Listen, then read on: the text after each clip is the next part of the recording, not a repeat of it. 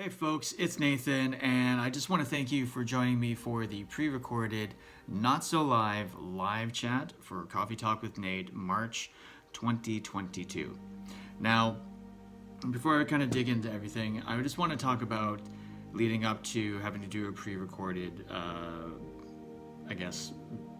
live chat.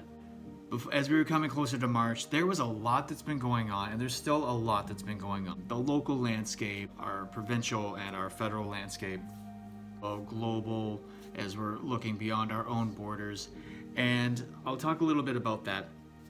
But as I was writing what I wanted to originally talk about, I found that I wasn't 100% happy with it.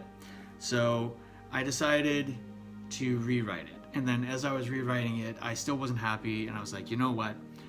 I think the polished message that I wanted to kind of put out there will wait if it comes to light at all, because we've got some bigger fish to fry, and I just decided that I'm not going to do what I originally wanted to discuss, and instead I'm going to go back to, it's a very kind of off script, off the cuff kind of video, but I'll try and keep it short. I'll try and keep it, to the point. And at the end of it, I will be posting up some resources, which I'll talk a little further about. So make sure that you hang out to the very end. And the last thing that I want to talk about before we kind of get started is that in April, as always, I plan on doing our kind of ode to April Fools and ode to the almighty dad joke. So we will have our third installment of bad dad jokes and even worse drum fills. And that will also be pre-recorded, because trying to do that live is probably going to be really damn hard. You'll get to watch a video for March, and then I'll also make sure that the April Coffee Talk with Nate will also be up there, so that hopefully you can get a good chuckle. I'm always quite open to taking any shared material, so if you've got a really just hilarious family-friendly joke that you want to send my way, by all means, and I'll see if I can throw it into the mix. So that will be April. And without any further ado, let's jump into what we need to talk about for March. So 2 years ago, we were at the start of the pandemic. It's been crazy. It's been really crazy. A lot of highs, a lot of lows. Some of us came out of it fairly unscathed. Others had a much harder time dealing with the challenges of navigating through the pandemic. I feel like we're in a position where we could start to see the light at the end of a tunnel. Fingers crossed. Whether that means that we're able to go back to what was considered normal before, pre-pandemic, or if we're just looking at a variation of what would be normal now. I do feel in my heart that we're cautiously optimistic, but that we're coming to a point where we can really kind of take a deep breath and just start to enjoy life again, and just really see past what's been holding us back, as far as like the stressors and just the ups and downs of trying to live through COVID-19. But the one thing that I did notice out of all of this is that we as a people have become extraordinarily divided, and that's one thing that I want to talk about today. Because we, as individuals, will never be able to proactively come to any kind of solution if we're not willing to see past our own viewpoints, values. Like we need to start working towards finding common ground again. Through the pandemic, for whatever reason, and we all have our reasons for the sides that we chose, but there was a very big split between those that were pro-vax and those that were anti-vax. And whether you were one side or the other, it meant that you were really just kind of in line with some of the other kind of outcomes that would come from picking one of those sides.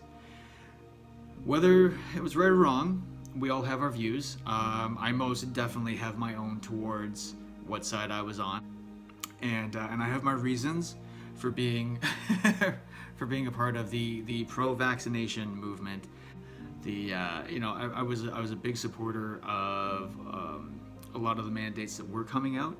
I was kind of iffy about our passport system, but at the same time, I do realize kind of like where it was coming from and why we're having to deal with it. So, but that definitely put me in category A as opposed to category B. And in conversations with, friends, with some family, work acquaintances, neighbors, in some cases just random people in a grocery store, it was, you find yourself kind of in these conversations where you're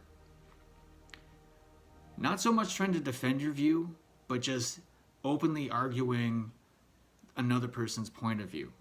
I was called many, many things just for grocery shopping and, wearing a mask. And at the same time, trying to have conversations with individuals who weren't masked. And it's a lot of headbutting. Looking back, and I can see where we really became so incredibly divided that it's hard for any of us to really kind of carry on an open and honest conversation. I know a lot of people will point the finger to misinformation that comes from like social media accounts, people that would, look at news that didn't agree with their point of view and then just call it misinformation or call it fake news. There are those that, anything that was coming from the medical field was deemed as just like, authoritarian overreach, while there was also, individuals that were calling out a lot of the views within the anti-vax movement as conspiracy theories and outright misinformation. And we've gotten to this point where it is really difficult to try and make sense as to what is fact, what's fiction, or what's just a batshit crazy opinion. So we need to work on this. We need to come together. We need to start having open conversations. We also need to actively listen, because if we can't actively listen, we're just gonna find ourselves coming back to the same argument or the same roadblock that is stopping us from moving forward as a people, as a community, as a larger nation. Because it's very apparent, and just looking to what's happening in Ukraine, that there are much larger issues than happening within the world than arguing over whether or not to wear a mask, or arguing whether or not we should have to show a vaccine passport, or to follow mandates or not to follow the mandate. We as Canadians, we as North Americans, because I will include the States in this, North America has it really, really easy compared to other countries that are actually dealing with, authoritarian regimes that are trying to invade them.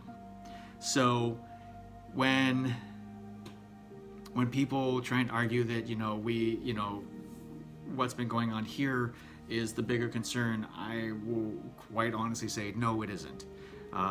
It has become very apparent that we need to offer support to countries that are struggling, that there are people on a global scale that require our help, that we have the resources to help, and to do that, we need to first come to some sort of agreement so that we can work together. So, no matter what your view is, I want you to think about why you've taken that side. I want you to ask yourself, why do I view this particular matter this way? And it doesn't have to be about vaccinations or anything like that, or pandemic. I'm just talking in general, because in any conversation, if you're not aware of your triggers, if you're not aware of your own personal biases, then you will find yourself, trying to have a conversation with somebody and not even listening to what they're saying because you're already thinking of what you're going to say next because you feel like your argument and your point is going to be way better than theirs.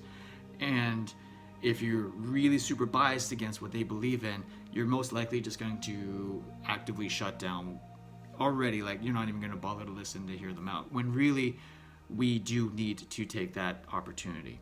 Like I said, I've got friends and family that have very opposing views to my own, but I still always openly welcome the idea to sit down and have a conversation, whether that's face to face or if that's through text messaging or through like Messenger or email, whatever. At least the conversations are happening, and we need to reach a point where we can find that common ground.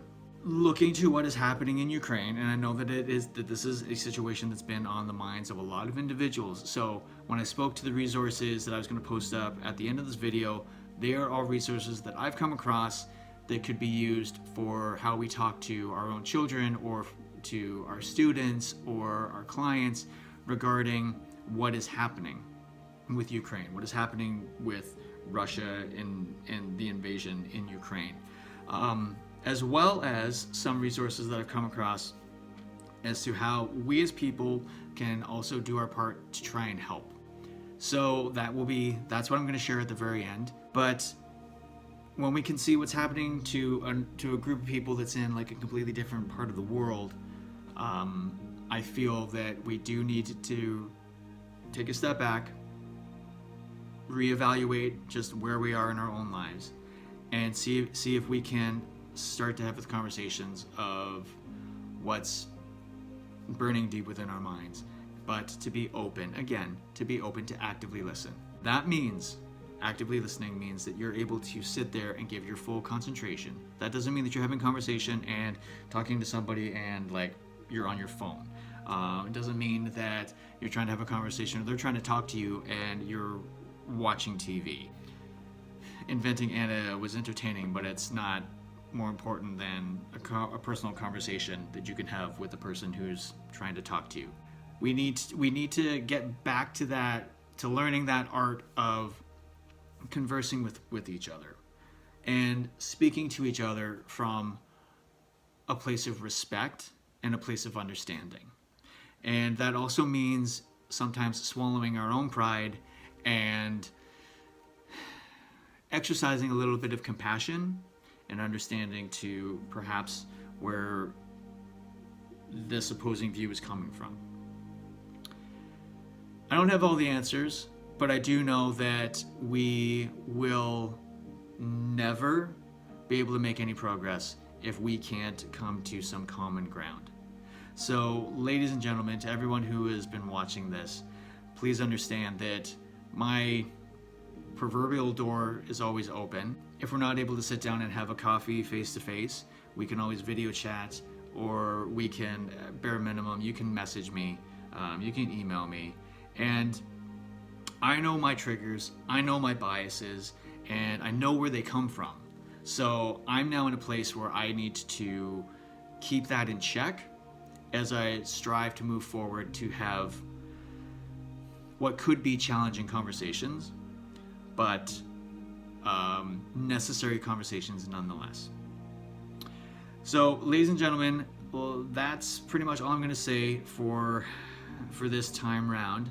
And like I said, I will sort of see you in April when I put out the April Coffee Talk with Nate.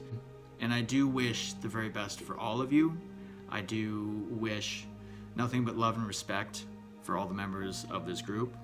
And I hope that if you're finding yourself in a situation where you're bogged down with how to have or how to approach those kind of tougher conversations with maybe some folks in your life, that just know that you've got my support.